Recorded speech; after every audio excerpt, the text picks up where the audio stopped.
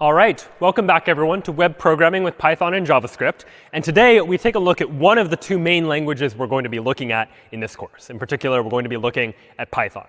Python is a very powerful language that makes it very easy to build applications quickly, because there are a lot of features that are built into the language that just make it convenient for quick and productive development. So one of the goals of today is to introduce you to the Python programming language if you haven't seen it before, and even if you have seen it before, to give you a taste for what the language has to offer, exploring some of the more advanced features and some of the techniques we can use using Python to be able to develop applications all the more effectively. So we begin with our very first Python program, just a program that says hello world. We're going to be writing it in a text file. And the program just looks like a single line, just like this.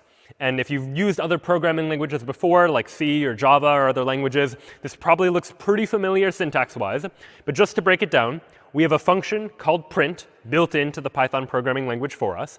And like many other programming languages, functions in Python take their arguments inside of parentheses. So inside of these parentheses are the argument, or the input, to the print function, which in this case is just the words hello world followed by an exclamation point. So here's how we can actually take this program and run it. I'm going to go into my text editor and create a new file that I'll call hello.py. .py or .py is the conventional extension for Python programs. So I'll create a file called hello.py, inside of which will just be the Python code that we just saw a moment ago. We'll call the print function, and as an argument, or the input to the print function, I'll say hello world exclamation point. Now, in order to run this program, we're going to use a program in our terminal that also just so happens to be called Python. Python is what you might call an interpreted language, meaning we're going to run a program called Python, which is an interpreter that is going to read our .py file line by line, executing each line and interpreting what it is that it means in a way that the computer can actually understand. So we'll run Python, followed by the name of the program that we'd like to interpret, in this case, hello.py. And when we run this program, we see that the words hello world are printed to the terminal, and that's it. That's the end of the program, and that's the very first program that we've written using the Python programming language. So now already, we've seen a couple of features of Python. The ability to interpret Python. There's no need to compile it into a binary first in order to run a Python program. We've seen functions, and we've also seen strings, just text that we can provide in quotation marks that we can provide as input to other functions or manipulate in other ways. And we'll see some examples of string manipulation a little bit later. Like many other programming languages, Python also supports variables. And in order to assign a new value to a variable, the syntax looks a little something like this. If I have a line like a equals 28, what that's going to mean is take the value 28 and assign it, store it inside of this variable called a. Now, unlike other languages like C or Java, which you might be familiar with, where you have to specify the type of every variable you create, I have to say like int a to mean a is an integer, Python doesn't require you to tell you what the types of each of these variables actually are. So we can just say a equals 28, and Python knows that because this number is an int, that it's going to represent the variable a as an int. And it knows it's able to infer what the types of any of these values happen to be. So all of the values do indeed have types. You just don't explicitly need to state them. So for example, this here, the number 28, is of type int. It's an integer.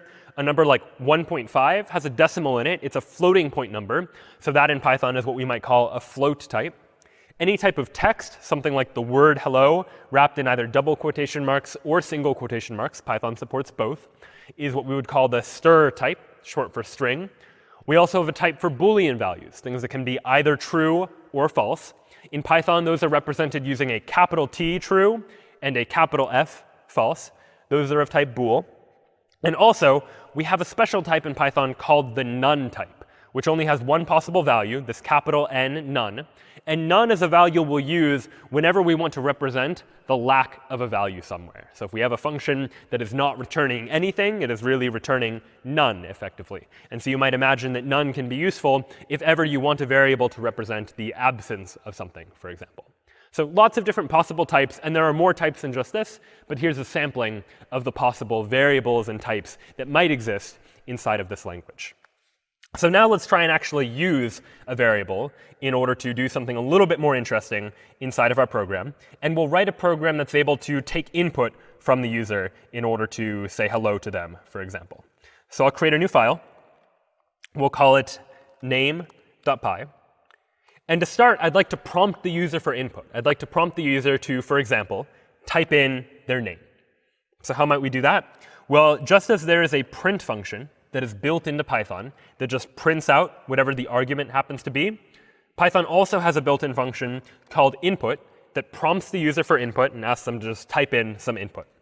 So let's provide some input and ask the user to type in their name, for example. And then we can save the result, the output of that function, inside of a variable. And in this case, I'll save it inside of a variable that in this case also just happens to be called name. Now we can run the program. I can run the program by going into my terminal and typing python name.py. I'll press return, and we'll see the program prompts me to type in my name. I see name : space, which is that string I provided as the argument to the input function. And this now prompts me to type in my name, so I will. And after that, nothing seems to happen so far. So now I'd like to do something with that input. I typed in my name. I'd like to say, like, hello, for example, to myself. So I'll go back into this program. And now what I can do is I can say print hello, comma, and then I can say plus name. This plus operator in Python does a number of different things. If I have two numbers, it'll add those two numbers together. But with two strings, plus can actually concatenate or combine two strings together. So I can combine hello, comma, space with whatever the value of name happens to be. So now I'll rerun this program, python name.py, type in my name, and now we see hello, Brian as the output of the program. So this is one way that you can manipulate strings in Python. Another way that's quite popular in later versions of Python 3 is a method known as using f-strings, short for formatted strings. And in order to use f-strings in Python, it's going to be a similar but slightly different syntax. Instead of just having a string in double quotation marks, we'll put the letter f before the string. And inside of the string, I can now say hello, comma, and then if in a formatted string, if I want to plug in the value of a variable, I can do so by specifying it in curly braces. So what I'll say here is inside of curly braces, name. And so what's going on here is I am telling this formatted string to substitute right here the value of a variable. So I prompted the user for input to type in their name. We took their name, saved it inside of this variable called name. And now here in this print statement on line 2, I'm printing out a formatted string that is hello, comma, and then in curly braces here, I'm saying plug in the value of the variable name. And so that is going to have the effect of taking whatever name was provided as input and printing it out. And this is a slightly more efficient way of being able to quickly create strings as by plugging in values into those strings. So now I'll see the exact same behavior if I run python name.py. I'm prompted to type in my name, something like Brian, and then I see the result, hello, Brian, for example. And so those are a couple of ways that we can deal with strings, manipulating strings, and combining strings using this technique. So in addition to variables, Python also supports all of the same other features that are core to many procedural programming languages, such as conditions, for example. So let's take a look at an example now of seeing whether a number is positive or negative or 0, for example. So I'll create a new file that I'll call conditions.py. And inside of conditions.py, I'll first prompt the user to type in some input. I'll say input number to mean, type in a number. And we'll save that input inside of a variable that I'm just going to call n. And now I can ask questions. I can say something like, if n is greater than 0, then print n is positive. And so what's going on here is I have a Python condition. And the way a Python condition works is it begins with this keyword, a keyword like if, followed by a Boolean expression, some expression that's going to evaluate to true or false, or something kind of like true or false. We can be a little bit loose about that, as we may see later.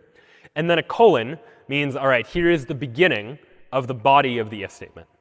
And in Python, the way we know that we're inside the body of an if statement or inside the body of any other block of code is via indentation.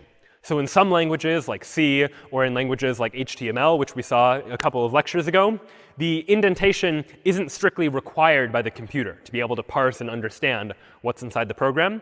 In Python, it's different. the indentation is required because the indentation is how the program knows what code is inside of the if statement and what code is outside of the if statement. So we have if n is greater than 0, colon, and then everything indented underneath the if is all of the body of the if statement. It is the lines of code that will execute if this condition, this Boolean expression, n greater than 0, happens to be true. So if n is greater than 0, we'll print out n is positive. And then we can add an additional condition. I can say something like, well, I could say something like else, print n is not positive. But I can be a little bit more specific than that. Here is sort of two branches, one if n is greater than 0, and one else case to handle all of the other possible scenarios. But really what I'd like to do is perform a second check. In other languages, this might be called an else if, like if this condition is not true, but this other condition is true. Python abbreviates this to just elif, E-L-I-F, just short for else if. So I can say elif n is less than 0. Then let's go ahead and print out n is negative, and else print n is 0. So the idea here now is that if n is greater than 0, we perform some task. Elif, in other words, if it's not greater than 0, then we check to see if it is less than 0, in which case we print out that n is negative. Else, if neither of those two conditions are true, it's not positive and it's not negative, the only remaining possibility is that n is 0, so we can print out that n is 0. And so we might like for this program to work, but watch what happens if I now try and run conditions.py. Even though logically in our heads and looking at it now, it probably seems pretty logical. If I run python conditions.py and type in a number, I'll type in the number 5, for example, just see what happens. All right, something weird just happened. And this is our very first Python exception, an error that happens because something didn't quite go right inside of our Python program. And over time, you'll begin to learn how to parse this exception and understand what it means and where to begin to debug. But learning how to read these exceptions and figure out how to deal with them is definitely a very valuable skill on your way to becoming a Python developer. And so let's see if we can figure out what this exception is saying. Oftentimes, I start by looking at the bottom. I see that there is a type error. That is the type of the exception that has happened. There are a lot of exceptions that can go wrong in Python, things that we can do that cause errors. In this case, it's a type error, which generally means that there's some mismatch of types, that Python expected something to be of one type, but it turned out to be a different type. So let's try and understand what this might be. It says greater than sign, not supported between instances of str, short for string, and int. So what does that mean? Well, I guess it means that the greater than symbol that checks if one thing is greater than another doesn't work if you're comparing a string to an integer. And that's probably pretty reasonable. It doesn't really make sense to say a string is greater than or less than an integer. When we're talking about greater than or less than, usually we're talking about numbers. So they should both be integers, for example. So why do we think that greater than is comparing a string and an integer? Well, now we can look a little bit further up at the traceback, which will show which parts of the code are really causing this problem. And in this case, the traceback is pretty short. It's just pointing me to a single line of a single file. It's saying in the file conditions.py on line 3, here is the line that triggered the exception, if n is greater than 0. So what's the exception here? Well, 0 is obviously an integer, because that just is an integer. And so if greater than thinks that it's comparing a string with an integer, then n somehow must be a string. Even though I typed in the number 5, it must still think n is a string. So why might that be? Let's take a look at the code again and see if we can figure out what's going on. Well, it seems that this input function doesn't care what you type in. It's always going to give you back a string. N somehow is ending up as a string, which is pretty reasonable, because the input function has no idea whether I typed in a number or whether I typed in a letter or I typed in other characters altogether. So input doesn't know to give back its data in the form of an int, or in the form of a float, or in any other form. So by default, it's just going to return a string. What characters did the user type in as their input? So what I'd like to do now, in order to make this program work the way I want it to, is take this and convert it into an integer, or cast it into an integer, so to speak. And the way that I can do that is by using a function in Python called int, that takes anything and turns it into an integer. So here I can say int, and then as the argument to the int function, the input to the int function, I'm just going to include this whole expression, input number. So I'm going to ask the user to input a number. They type in some text. The input function gives me back a string. And that string is going to serve as the input to the int function, which then gets saved inside of this variable called n. So now that we know that n is indeed an integer, let's try and run this program again. I'll go back into the terminal, run python conditions.py. I'm asked to type in a number. I type in a number like 5. And all right, that still doesn't seem to have worked. And it didn't work because I didn't save the file. So I'll go ahead and save the file, try it again, type in a number. And now we see that indeed n is positive. We get no more exception. We were able to run the code successfully and see that the value of n is positive. And I could try this again to test the other conditional branches. Type in -1, for example, to see that n is negative. And otherwise, if it is neither positive or negative, then we know that n is 0. And so here was our first exposure to conditions in Python, the ability to have multiple different branches and do different code depending on some expression that we're going to evaluate to either be a true expression or a false expression. All right, so let's take a look at some of the other features that are going to be present inside the Python language. And one of the most powerful features of Python are its various different types of sequences, data types that store values in some sort of sequence or some collection of values altogether. So I'll go ahead and create a new file that we'll call sequences.py. And there are a number of different types of sequences that all obey similar properties. But one of the types of sequences is a type we've already seen, which is just a string, for example. So if I have a name, and the name is something like Harry, for instance, and this sequence allows me to access individual elements inside of the sequence. And in order to do so, it's much like an array in other languages if you've experienced them before. But I can print out name square bracket 0. This square bracket notation takes a sequence, some ordered sequence of elements, and gets me access to one particular element inside of that sequence. And so if I have a string like name, and I say name square bracket 0, the effect of that is going to be take this long sequence and get me the 0th element. In many programming languages and in programming more generally, we often start counting things at 0. So the very first item in the sequence is item 0. The second item is item 1. So it's easy to get slight off by 1 errors there, but just know that item 0 of the name should be the first character in the name. And I can see that for sure if I run Python, I'll save this file, run Python sequences.py, and what I get is just the first character of Harry's name, which in this case is the letter H. If I instead ask to print out character 1, which will be the second character in the name, if I rerun the program, now I get the letter A. And this type of indexing works for many different types of sequences, not just a string, which so happens to be a sequence of characters, but other types as well. Python, for example, has a type for lists of data. So if I have a sequence of any type of data that I want to store, I can store that information inside of a list in Python. So maybe instead of storing one name, I have multiple names that I want to store. So I want to store names like Harry and Ron and Hermione, for example. So now I have 3 names all stored in a sequence inside of a Python list. And I can print out all of the names, for example, just to print out all of the names to see what the value of the variable names is equal to. And we'll see that when I do that, I get a printout of the contents of that list, Harry, Ron, Hermione, in that particular order. But you could also, much as you could index into a string, index into a list to say, get me just the very first item inside of this names list, which in this case, when I run the program, is going to just be Harry. So there are a number of different sequence types that you can use in order to represent data. Another one just so happens to be called a tuple.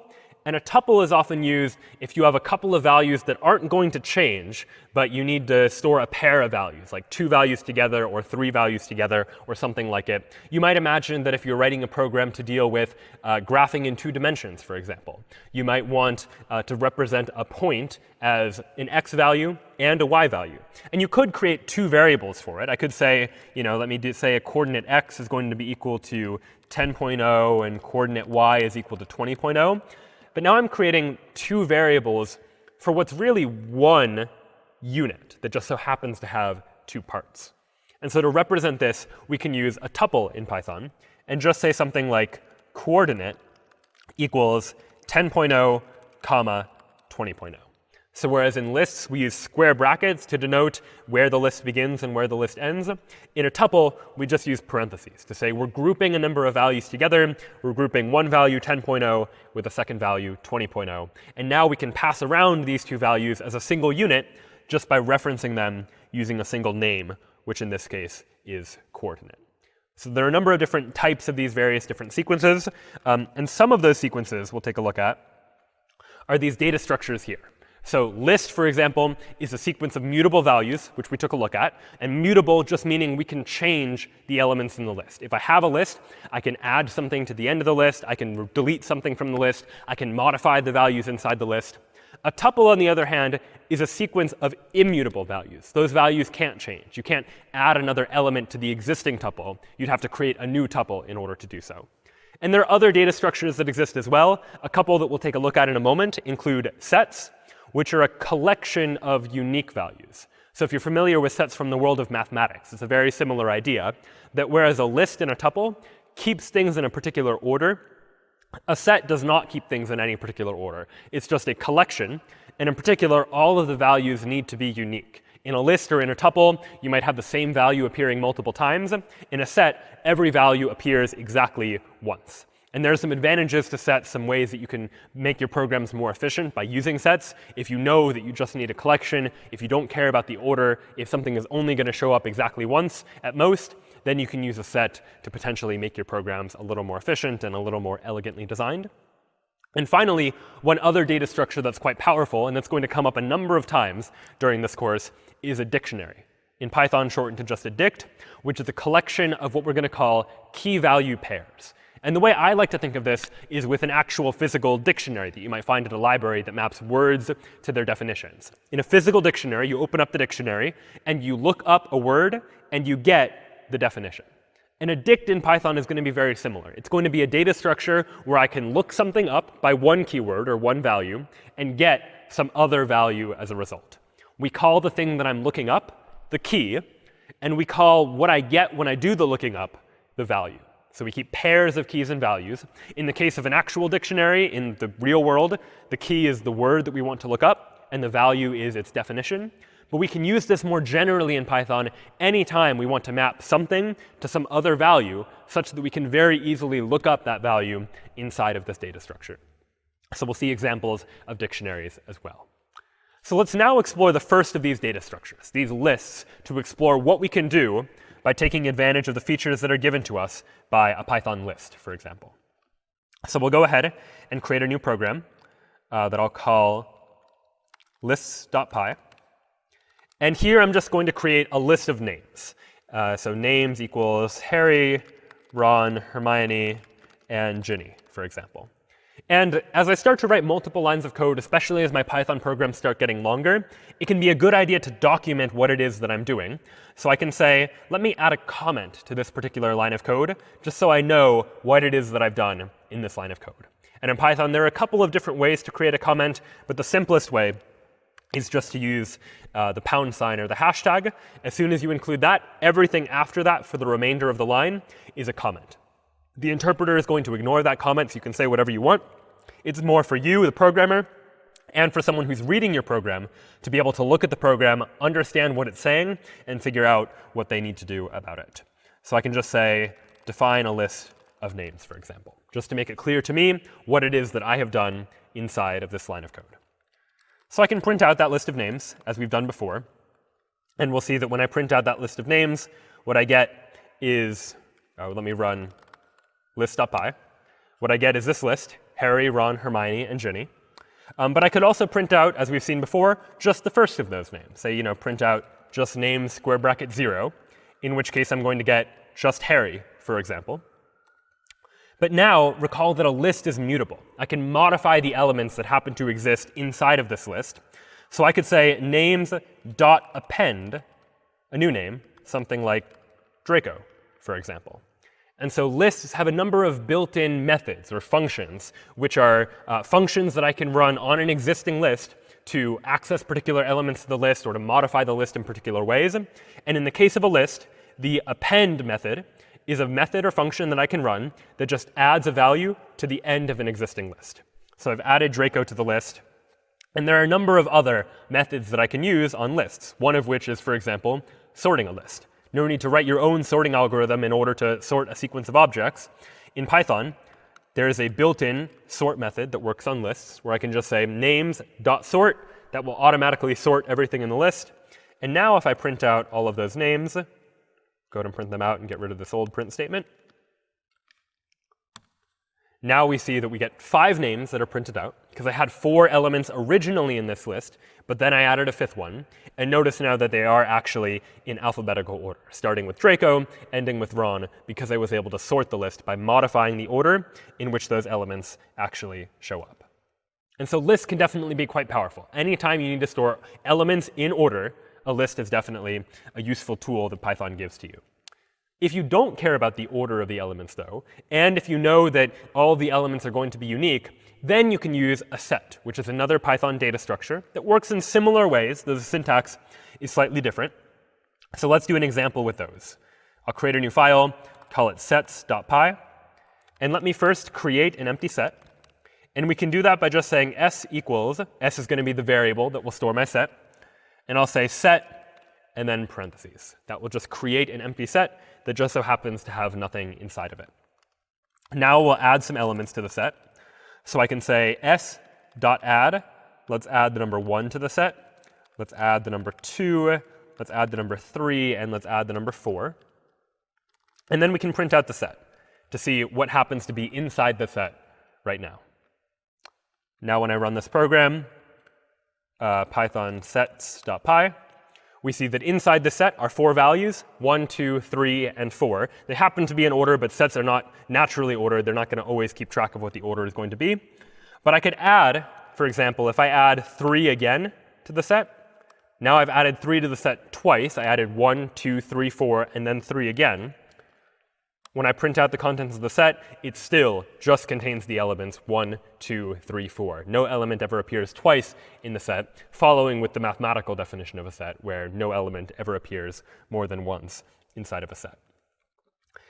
You can also remove elements from sets as well. So if I wanted to remove the number 2 from the set, for example, I could say s.remove 2, and then print out s to say print out whatever happens to be inside of that set now. And now when I rerun this program, I only get 1, 3, and 4 because I removed 2 from the set. So sets allow you to add to them, remove from them, and also all sequences, whether they be strings or lists or sets, allow you to get how many elements are in the set by taking advantage of a function built into Python called len. So len will give you the length of a sequence, so the number of items inside of a list, or the number of characters inside of a string, or the number of elements inside of a set. And so if I wanted to print out how many elements are in the set, I might do something like this. In a formatted string, say the set has some number of elements. And how do I know how many elements? Well, again, inside of these curly braces, I can include any expression in Python that I would like to substitute into this string. So how many elements are in the set? I can get that by calculating len of s. So what I've done here is I've said, with len of s, I would like to calculate the length of the set s. In other words, how many elements are actually inside of that set. And then using this curly brace notation, I'm saying take that number and plug it into this string. So we can see the set has some number of elements, for example. So now if I run this program, python sets.py, I see that I get these 3 elements that happen to be inside of the set right now, which is 1, and then 3, and then 4. And then it tells me that the set has 3 elements inside of it, which is the number of elements that are in the set right now. So now we've seen a number of different language features inside of Python. We've seen variables. We've seen conditions, so that we can conditionally do things if something is true, if something else is true. And we've seen some of the data structures that are core to the way Python works, lists and sets and tuples and other data structures that can be helpful too. And now let's take a look at another feature of the Python programming language, common to many programming languages, the idea of looping. If I want to be able to do something multiple times, I'll go ahead and create a new file called loops.py. And let's just create a simple loop. The simplest loop we could create in Python is just one that's going to count a bunch of numbers. So in order to do that, what I could say is something like this. For I in 1, 2, 3, 4, 5, Or maybe I want to count 0, 1, 2, 3, 4, 5, just to start counting at 0. Print I. And so here's the basic syntax for a Python loop. And here's what seems to be going on. Over here on the very first line, I have a Python list, as denoted by those square brackets, that contains 6 numbers, 0, 1, 2, 3, 4, 5. And now I have a for loop, for I in this list. And the way Python interprets this is to say, go through this list one element at a time, and for each element, call that element I. We could have called it anything, but in this case, I is just a conventional choice for a number that keeps incrementing. And we're going to print out now the value of I for each iteration of this loop. So we can try this out now and run python loops.py. We see 0, 1, 2, 3, 4, 5. Great. It printed out all of the numbers from 0 to 5, one at a time. In practice, though, if we wanted to count all the way up to 5, or print 6 numbers, for example, this is fine for now. But if we wanted to print like 100 numbers or 1,000 numbers, this is going to start to get tedious. So Python has a built-in function called range, where I can say for I in range 6 to achieve exactly the same thing. Range 6 means get me a range of 6 numbers. So if we start at 0, it's going to go from 0 all the way up to 5. And then we can print out each one of the elements inside of that sequence. So if I rerun python loops.py, we get 0, 1, 2, 3, 4, 5. So loops enable us to loop over any type of sequence. So if the sequence is a list, I can say something like, if I have a list of names, like Harry and Ron and Hermione, and this is my list of names, I can have a loop that says that for each name in my list of names, let's print out that name, for example. So we have a list. The list is called names. We're looping over it one element at a time and printing it out. Now if I run the program, I see 3 names printed, 1 on each line. And you can do this for other sequences as well. Maybe I have just a single name that is called Harry. And now I could have a line that says, for every character in that name, print the character. If the name is a sequence of individual characters, because it's a string, then when I loop over that string, I'll be looping over each individual character in that string.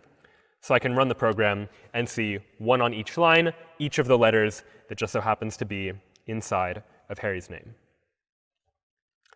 So now we've seen conditions, we've seen loops, and we've seen a number of different data structures. We've seen lists and sets as well as tuples. The last important data structure that we're going to be taking a look at are Python dictionaries, which, as you'll recall, are some mapping of keys to values. If I want to be able to look something up, I can use a Python dictionary just as a data structure to be able to store these sorts of values. So I'll create a new file called dictionaries.py. And maybe I want to create a dictionary that is going to keep track of, say, what house each of the students at Hogwarts happen to be in. So I might have a dictionary called houses. And the way we specify a dictionary is by specifying a key colon a value when we're defining a dictionary for the first time. So I might say Harry colon Gryffindor, and then Draco colon Slytherin, for example. And so what this line of code is doing is it is creating a new dictionary. This dictionary is called houses. And inside this dictionary, I have 2 keys, 2 things that I can look up. I can look up Harry, or I can look up Draco. And when I look up those keys, I get the value that follows their colon. So after Harry, if I look up Harry, I get Gryffindor. If I look up Draco, I get Slytherin, for example. So now, if I wanted to print out what house Harry is in, I can print out houses, square brackets, Harry. So I can here say I would like to print out, take the houses dictionary, and the square bracket notation is how I look something up inside of a dictionary. It's similar to how we use square brackets to look up a specific element inside of a list, to say, like, get me element 0 or element 1. In this case, we're using a Python dictionary to say, take the houses dictionary and look up Harry's value, which hopefully should be Gryffindor. And we'll see that if we run python dictionaries.py, we do get Gryffindor as the value of Harry's house. We can add things to this dictionary as well, using the same syntax, in the same way that I use square brackets to access the value inside of a dictionary. If I want to change the value in a dictionary or add something new to it, I could say houses and Hermione, and say that Hermione is also in Gryffindor, for example. And so this line of code here says, take the houses dictionary and look up Hermione in the houses dictionary. And when you do, that should be set equal to this value here, Gryffindor. So we took that value, and we are going to assign it to Hermione inside of the dictionary, such that now if we wanted to, we could print out Hermione's house as well, run the program, and see that Hermione is also in Gryffindor. So anytime we want to be able to map some value to some other value, whether we're mapping people to what house they happen to be in, or we're mapping users to some information about those users inside of our web application, dictionaries are going to be very, very powerful tools for us to be able to do that. The next Python language feature we'll take a look at are functions in Python that are going to be some way for us to write our own functions that take an input and produce some output. We've already seen a number of different functions that already exist in Python. We've seen the input function that takes an input from the user. We've seen the print function that takes some text or some other information and prints it to the screen. But if we want to define our own functions, we can do so as well. So here, I'll go ahead and write a new program called functions.py. And let's write a function that takes a number and squares it. So the square of 10 is 10 times 10, or 100. I would like a function that very easily takes a number and returns its square. The way I define a function in Python is using the def keyword, def short for define. And here I can say, let me define a function called square, and then in parentheses, what inputs it takes. In this case, square just takes a single input that I'm going to call x. But if there were multiple inputs, I could separate them with commas, like x, y, z, for a function that took 3 inputs, for example. But in this case, there's just a single input, x. And the square function could have any logic in it indented underneath the square function. But ultimately, this function is fairly simple. All it's going to do is return x times x multiplied by itself. And now, if I want to print out a whole bunch of squares of numbers, I can do so. I can say for I in range, let's say 10, let's print out that the square of I is square I. So let's try and parse out what's going on here. Line 4 says for I in range 10, do some loop 10 times, looping from 0 all the way up to 9. And for each time we loop, we're going to print something out. We're going to print out the square of, plug in the value of I here, is, plug in the value of calling our square function using I as input. So that is going to have the result of running this loop 10 times and printing out this line 10 different times, each with a different value of I.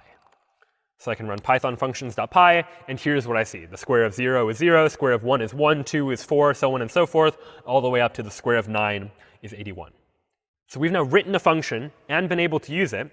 But ideally, when we write functions, we'd like to not just be able to use them in the same file, but for others to be able to use them as well.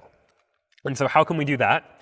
Well, in order to do that, you can import functions from other Python modules or files, so to speak. So let me create a new file called squares.py, for example, so that instead of running this loop here, let's instead run this loop in squares.py.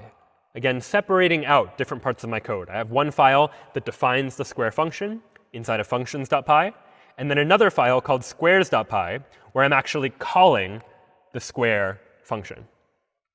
Now if I try to run python squares.py, you'll notice I'll run into an error. Here's another error you'll see quite frequently. It's a name error, another type of exception, which here says the name square is not defined. Meaning I'm trying to use a variable or a function name or something else that doesn't actually have a definition. I've never said what square is.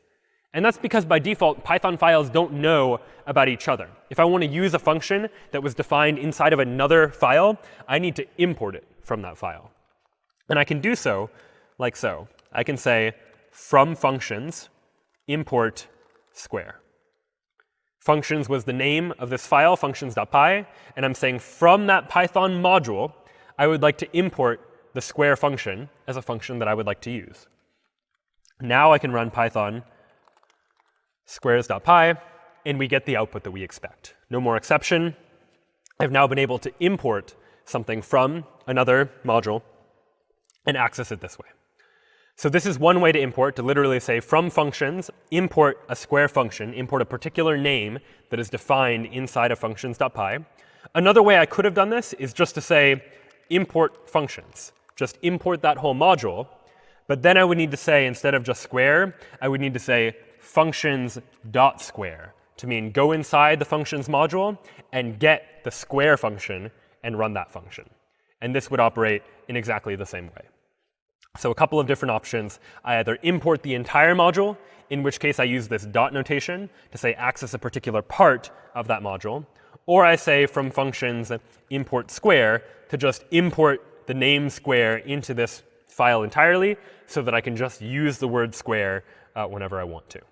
And this works not just for modules that we have written, but also Python comes with a number of built-in modules. If you want to write programs that interact with CSV files, which are a spreadsheet file format, I can import Python's built-in CSV module to get access to a whole bunch of CSV-related features. There are a whole bunch of math-related features you can get by importing the math module, so on and so forth. And there are additional Python modules and packages that you can install that other people have written, and then you just import them when the time comes. And next time, as we take a look at Django, this is one of the techniques that we're going to be looking at, is using functions that have been written by people that are not ourselves. So that now is modules, and how we can use modules to be able to import functions in order to allow for certain behavior. And this is one way that we can program using the Python programming language. But another key technique that Python supports, that are supported by a number of other programming languages as well, is an idea of object-oriented programming.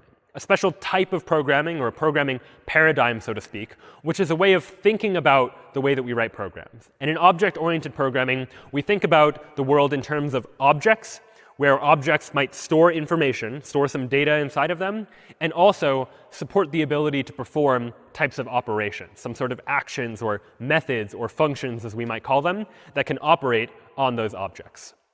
So now we're going to take a look at some of the object-oriented capacities that the Python programming language is going to give us the ability to have. So Python comes with a number of built-in types. It has types for lists, it has types for sets, and so on and so forth. Let's imagine, though, that we want to create a new type in Python, some way of representing other types of data. For example, two-dimensional points, things we've talked about before, something that has an x value and a y value. Now, as we've already discussed, you could do this using a tuple, just using one number, comma, another number. But we could create an entire class of objects to be able to represent this data structure as well. And so that's what we'll take a look at now, is how to create a class in Python. So I'll create a new file called classes.py.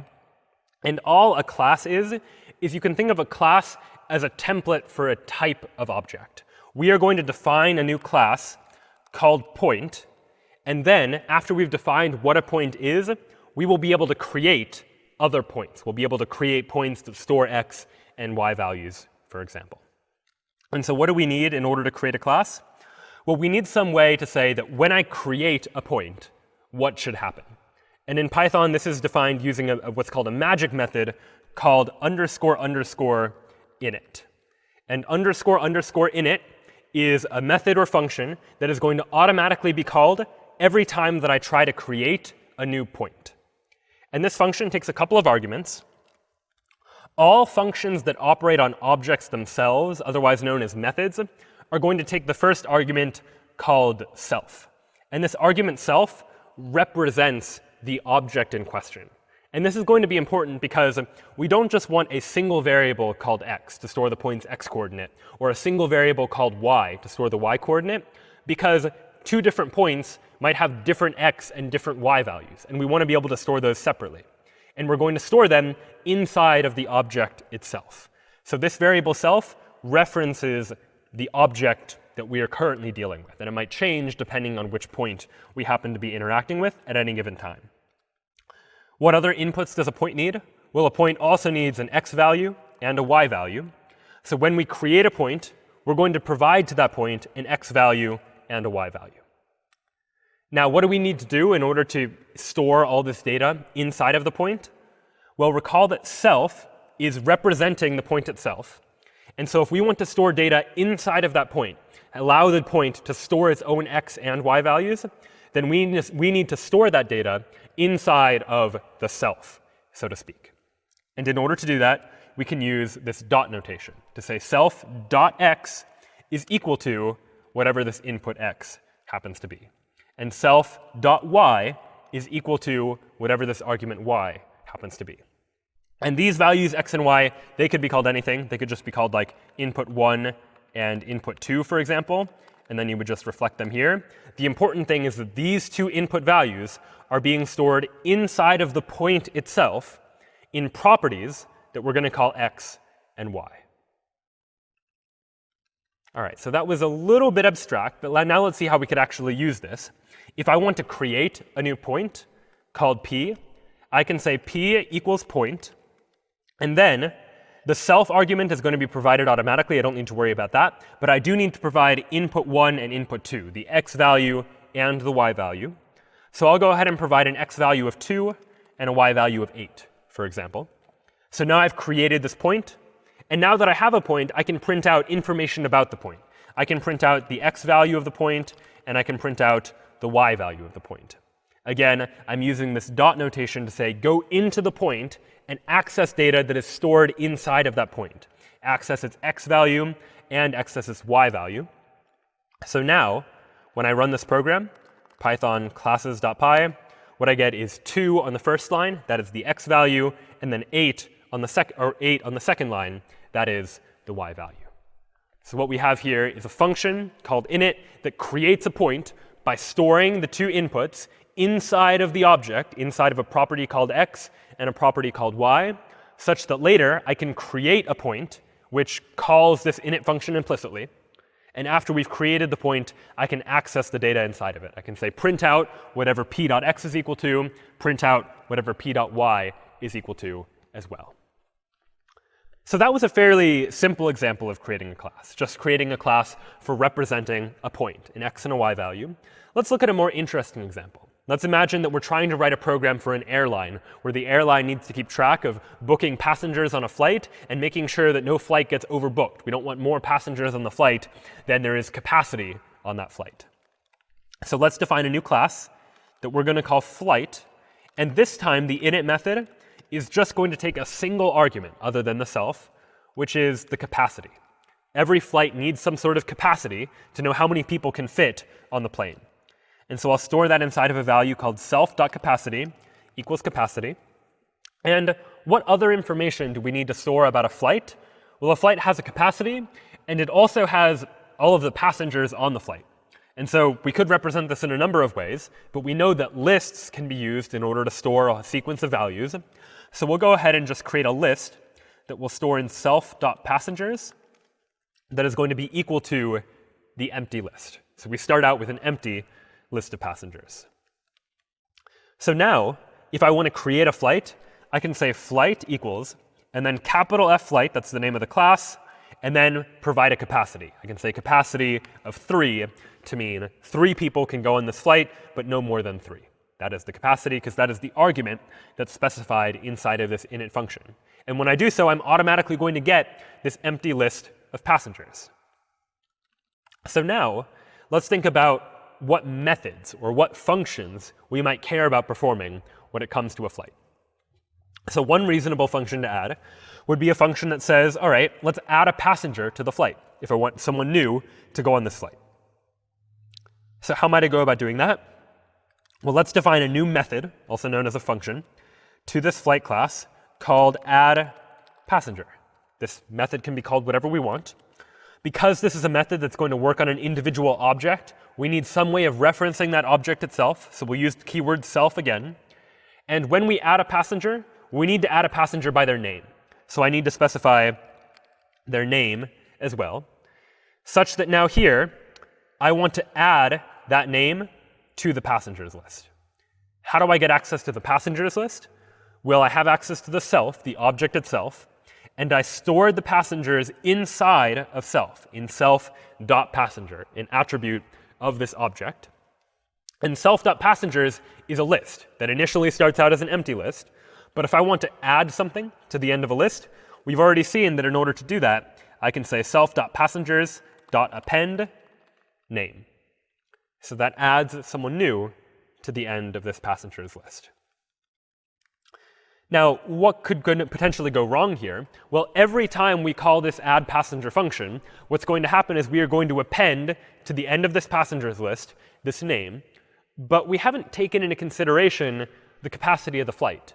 Ideally, our add passengers function shouldn't let someone be added to a flight if the flight is already at capacity. So there are a number of things we could do here. We could just check it inside of this function. But just for good measure, let's create a new function. Let's add a new function called open seats that is going to return the number of open seats that are on the plane. Other than self, there are no other inputs that we need to calculate how many open seats there are. The only thing we need to know in order to calculate open seats is we need to know the capacity minus however many passengers there are. Remember, self.passengers is our list of all the passengers. And anytime we have a sequence, to get the length of that sequence, I can say len, or length of that sequence, to say, get me the number of passengers that there are. So now we have this function called open seats, which will return capacity minus the number of passengers and tell us how many open seats there are. And now, in this add passenger function, I can add some additional logic. I can say, if not self.open seats. So this is equivalent to me saying in this case, like, if self.open seats equals 0, meaning there are no open seats. A more Pythonic way, so to speak, of expressing this idea is just saying, if not self.open seats. In other words, if there aren't any more open seats, then what should we do? We should return. And maybe you might imagine this add passenger function returns true if it was able to successfully add a passenger, and false otherwise. So in this case, I can return false to say, you know what, there aren't enough open seats. Let me return false from this function to indicate that there was some sort of error. But otherwise, if there are open seats, we can add the passenger and return true to mean that everything was OK. We were able to add the passenger successfully. So now we have these three functions: init that creates a new flight, add passenger that adds a new passenger to that flight, and open seats, which tells us how many open seats there are.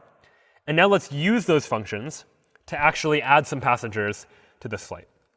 Let me get a list of people. We'll say Harry, Ron, Hermione, and Ginny. And now let me loop over all of those people. For every person in that list of people, let's try to flight.addPassenger person. And we can save the result in a variable called success, for example. And then I can say, if success, well, then let's print out that we added the person to flight successfully. But else, otherwise, let's print out no available seats for that person. So what's going on here? We have a list of people, 4 people, and for each of those people, we're going to try and add the passenger to the flight, calling flight.addPassenger, calling this method, passing as input the person's name, and save the result true or false in this variable called success.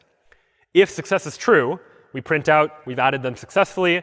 Otherwise, we print out there are no available seats for that person. So now we can try running this program. I'll run python classes.py. And now we see we've added Harry, Ron, and Hermione to the flight successfully. But the flight had a capacity of 3, which means there are no available seats for Ginny, which we get as the error message on the 4th line. And if you're really trying to optimize, you might notice that you don't really need this variable. I could just take this entire expression, flight.addPassengerPerson, and put it in the condition itself. I can say, try and add a passenger. Add passenger will return true or false. And if it returns true, that means it was a success. And then I can print out that we've added the person to the flight successfully. And so that is a brief look at object-oriented programming, this technique within Python and other programming languages to represent objects, like this particular flight, and then to manipulate those objects using methods, like the addPassenger method that takes a flight and adds people to it, at least as long as there is available capacity on that flight. It's one of the many powerful features of Python that we'll be definitely taking a look at later in the term and using as we go about building these web applications. Now, there are a couple of final examples that are just worth taking a look at, just to give you some exposure to some of the other features that are available in Python. One thing that will be coming up soon is the idea of decorators. And just as we can take a value in Python, like a number, and modify the value, decorators are a way in Python of taking a function and modifying that function, adding some additional behavior to that function. So I'll create a new file called decorators.py, just to demonstrate what we can do with decorators. And the idea of a decorator is going to be a function that takes a function as input and returns a modified version of that function as output. So unlike other programming languages where functions just exist on their own and they can't be passed in as input or output to other functions, in Python, a function is just a value like any other. You can pass it as input to another function. You can get it as the output of another function. And this is known as a functional programming paradigm, where functions are themselves values. So let's create a function that modifies another function by announcing that the function is about to run and that the function has completed running, just to demonstrate. So this announce function will take as input a function f, and it's going to return a new function. And usually this function wraps up this function f with some additional behavior. And for that reason, it's often called a wrapper function. So we might call this wrapper to say that, all right, what is my wrapper function going to do? It's first going to print about to run the function, just to announce that we're about to run the function. That's what I want my announce decorator to do. Then let's actually run the function f, and then let's print done with the function. So what my announce decorator is doing is it's taking the function f, and it's creating a new function that just announces via a print statement before and after the function is done running. And then at the end, we'll return this new function, which is the wrapper function. So this right here is what we might call a decorator, a function that takes a function, modifies it by adding some additional capabilities to it, and then gives us back some output. And so now here, I can define a function called hello that just prints hello world, for example. And then to add a decorator, I use the @ symbol. I can say @announce to say add the announce decorator to this function. And then I'll just run the function hello, and we'll see what happens. I'll run python decorators.py, and I see about to run the function, then hello world, then done with the function. So again, why did that work? It's because our hello function that just printed hello world is wrapped inside of this announce decorator, where what the announce decorator does is it takes our hello function as input and gets us a new function that first prints an alert warning that we're about to run the function, actually runs the function, and then prints another message.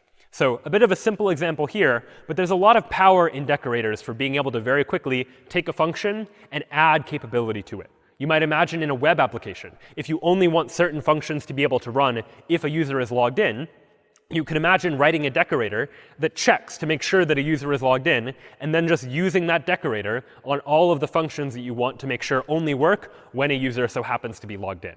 So decorators are a very powerful tool that web application frameworks like Django can make use of just to make the web application development process a little bit easier as well. Let's take a look at a couple other techniques that exist within Python. One is how we might be able to more efficiently represent functions.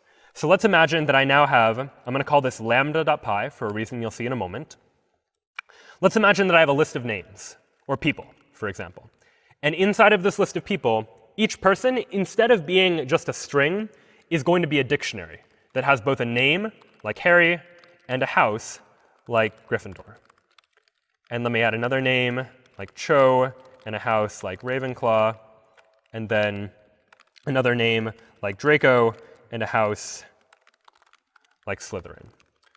So here we have a list where each of the elements inside of that list is a dictionary, a mapping of keys and values. And that's totally OK. In Python, we have the ability to nest data structures within one another. We can have lists inside of other lists, or lists inside of dictionaries, or in this case, dictionaries inside of a list. And in fact, this nesting of data structures is one of the reasons why it's very easy in Python to be able to represent structured data, like a list of people where every person has various different properties.